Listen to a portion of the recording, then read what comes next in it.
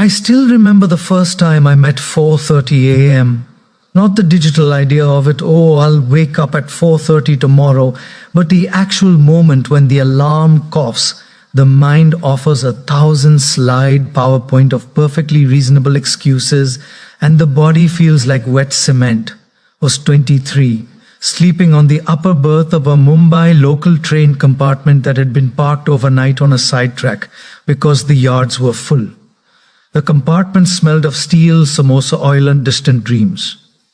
My traveling companion, a monk who looked barely older than me, tapped my foot and whispered, "Successful people wake up before their excuses do, brr." Wanted to laugh. My excuse was already wide awake, brr. "Gaur, you slept only 3 hours. Your neck hurts. The blanket is thin. The city is still angry from yesterday. Plus you have no definition of success yet, so why torture yourself?" Monk waited. He didn't argue. He simply stepped down from the berth, folded his blanket into a perfect square, and began walking toward the door. Something in me followed. Not because I had conquered the excuse, but because I was curious what kind of person leaves the warm womb of a berth to meet a cold metal dawn. That morning I discovered 2 things. First, Mumbai at 4:37 a.m.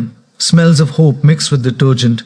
The roadside stalls are hosing yesterday's grime into the gutter, and for a few minutes the city is apologizing for its chaos. Second, excuses are like Instagram reels. If you don't swipe to the next one, they loop forever. The moment you stand up, they lose signal dapa. Years later, I met a gentleman named Arun at Heathrow. He wore a navy blue trench coat and carried no cabin luggage except a small yellow book. When I asked him the secret of his energetic eyes, he said, "I negotiate with my pillow before my brain joins the meeting." Same principle. Wake up before your excuses do. Arun turned out to be the youngest ever partner at a consulting firm whose name I can't pronounce without feeling underdressed. He told me he was raised by a single mother who sold mangoes by the roadside in Madurai. Every school day she would shake him awake at 4 a.m. so they could catch the 5 a.m. bus to the wholesale market, load the best fruit, and still reach school on time. "Did you like it?" I asked. "Hated it," he laughed. But my dislike for poverty was stronger than my dislike for dawn. Today he owns a penthouse that overlooks the Thames, yet he still wakes at 4:45. Not because mangoes are waiting, but because gratitude is. "The moment I stop earning the morning, I start losing the day," he said. Notice the vocabulary, earning the morning, not killing it, not crushing it, earning it. As though the dawn is a gentle employer who pays you in confidence, clarity, and calm. Miss the shift and the wages go to someone else.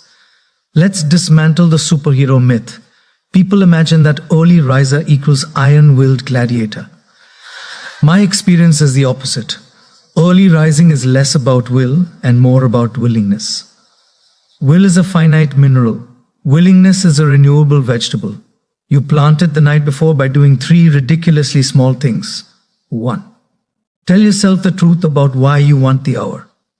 Not because Hal Elrod said so, but I want to read 10 pages of the Bhagavad Gita without a notification bulldozing my attention. 2. Remove the friction. My alarm is not my phone. It's an 80% Indian rupees analog clock kept on the farthest chair. To switch it off, I must walk, and walking is the kryptonite of excuses. 3. Promise the mind a bribe.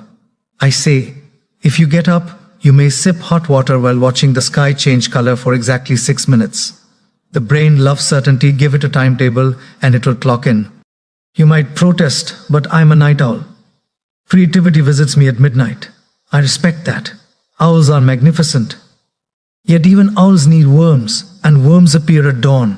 The question is not, am I a lark or an owl, but who is driving the vehicle? Me or my excuse? If your excuse says, I function best at 1 a.m., test it. Track output for 7 days. Then flip the pattern for 7 days. Compare the quality of your decisions, the depth of your peace, the width of your smile. Data doesn't lie, excuses do. I once lived in an ashram where the day began at 3:45 a.m. One member, a Stanford dropout named Ria, suffered chronic insomnia. She told the abbot, if I wake up that early, I'll hallucinate. The abbot smiled and prescribed for her the Jagran experiment. For 1 month, she was asked to stay awake not at night but in the morning. She could sleep at 8 p.m. if she wished, but she had to be on the meditation mat by 4 a.m. The first week she arrived like a damp pizza, soggy, irritable, falling asleep in cross-legged posture. By the third week, something shifted. She began to look forward to the pre-dawn silence the way a child waits for Sunday cartoons. At the end of 30 days, she told me, I realized my insomnia was not a medical condition. It was a lifestyle story I kept repeating. The body adjusts to whatever narrative you insist on. I simply rewrote the script. She now runs a mental health startup that has rescued 14,000 teenagers from suicidal thoughts. Her company policy: employees must log off all devices by 9 p.m. Customer helpline reopens at 5 a.m. Investors initially laughed. You're leaving 15 million users unattended for 8 hours. She replied, we are not a 24/7 vending machine. We are a 16/7 sanctuary. 12 months later, user reported happiness scores tripled, and employee retention became the highest in the sector. Successful people and successful organizations wake up before their excuses do. Let's zoom into the molecular level. What actually happens inside the skull when you gift yourself the first hour? Neuroscientist Dr. Andrew Huberman calls it the cortisol sweet spot. Naturally occurring cortisol, yes, the so-called stress hormone, peaks around 5 a.m.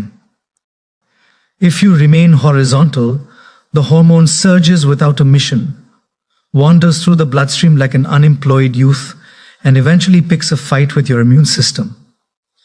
But if you stand up, splash water, step into daylight, the hormone gets hired for construction, repairs neurons, lays down memory asphalt, builds serotonin pathways.